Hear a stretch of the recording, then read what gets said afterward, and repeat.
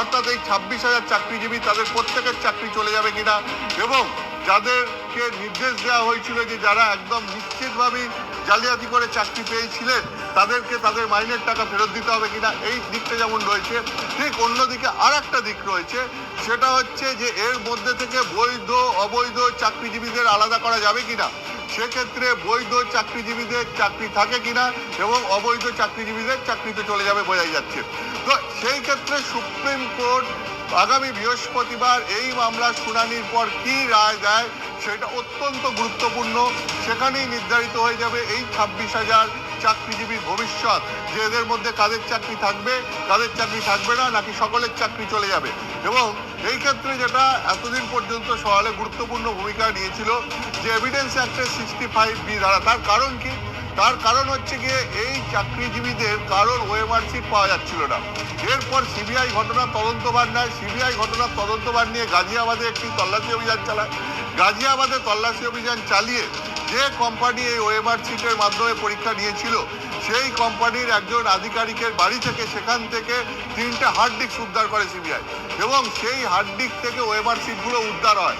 এবং সেই ওএমআর শিটের ওপর ভিত্তি করেই ঠিক করা হচ্ছিল যে কারা বৈধ চাকরিজীবী কারা অবৈধ চাকরিজীবী।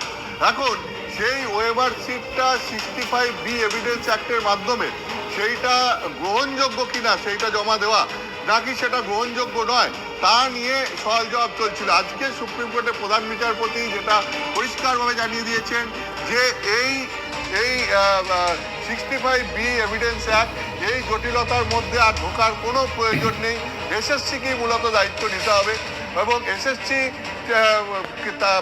তারাই জানাবে যে এদের মধ্যে কারা বৈধ চাকরি প্রার্থী কারা অবৈধ চাকরি প্রার্থী, এবং এসএসসি এখন কিসের ভিত্তিতে কিভাবে জানায়, এবং তার ভিত্তিতে আলাদা করে বৈধ এবং অবৈধ চাকরি প্রার্থীদের আলাদা করা যায় কিনা সেটাই আগামী শুনানির দিন দেখার। অর্থাৎ আমি তোমাকে বলছি 26,000 চাকরিজীবী চাকরি থাকবে কি থাকবে না, বা কাদের চাকরি থাকবে কাদের চাকরি থাকবে না, কাদের মাইনের টাকা ফেরত দিতে হবে কাদের মাইনের টাকা ফেরত দিতে হবে না, এই সমস্ত কিছুই আগামী বৃহস্পতিবার সকাল 10:30টায় সুপ্রিম কোর্টের শুনানিতে পরিষ্কার হয়ে যাবে। ধন্যবাদ অতুল।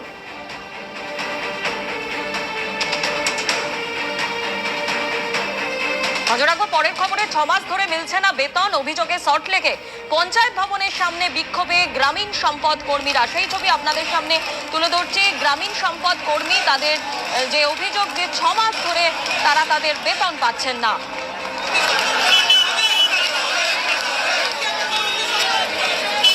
দুয়ারে সরকার, লক্ষ্মীর ভান্ডার, বাংলার বাড়ি, এরকম একাধিক সরকারি প্রকল্প গ্রামীণ স্তরে যারা পৌঁছে দেন গ্রামীণ সম্পদ কর্মী, তারা এই মুহূর্তে কলকাতা সল্টলেকের পঞ্চায়েত ভবনের সামনে বিক্ষোভ করছেন, বিক্ষোভ প্রদর্শন করছেন। গত 6 মাস তারা বেতন পাননি, সেই কারণে তাদের আর কি কি অভিযোগ রয়েছে তাদের কাছ থেকে শুনবো। 6 মাস ধরে বেতন পাননি এমন অভিযোগ জানাচ্ছেন, আর কি কি দাবি রয়েছে?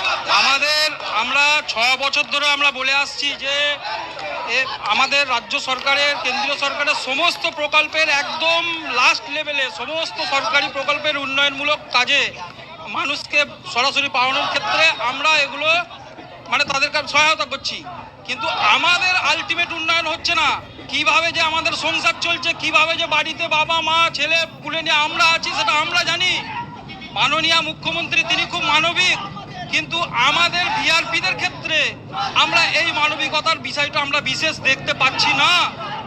আমরা চাই যে ওনার মানবিকতার অন্তত এক মুঠো আশীর্বাদ আমাদের এই 25,000 ভিআরপির মাথায় পড়ুক, তাহলেই হয়তো আমরা ঠিক জায়গায় চলে যাব।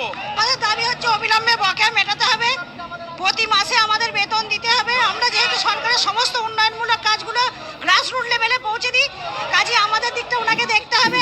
এখন এই মুহূর্তে গত 6 মাস ধরে তারাই বেতন থেকে বঞ্চিত। এখন বকেয়া মিটিয়ে মুখ্যমন্ত্রীর হস্তক্ষেপ চেয়ে প্রতিবাদ জানাচ্ছেন তারা, এবং বলছেন যদি সুরাহা না হয় তাহলে পরবর্তীকালে বৃহত্তর আন্দোলনের পথে তারা অগ্রসর হবে। ক্যামেরায় সন্দীপের সঙ্গে ঐশী, এবিপি আনন্দ, কলকাতা। আরো এক ধাপ এগোলো মোদির এক দেশ এক ভোট নীতি। কেন্দ্রীয় মন্ত্রিসভায় ছাড়পত্র এক দেশ এক ভোট বিল।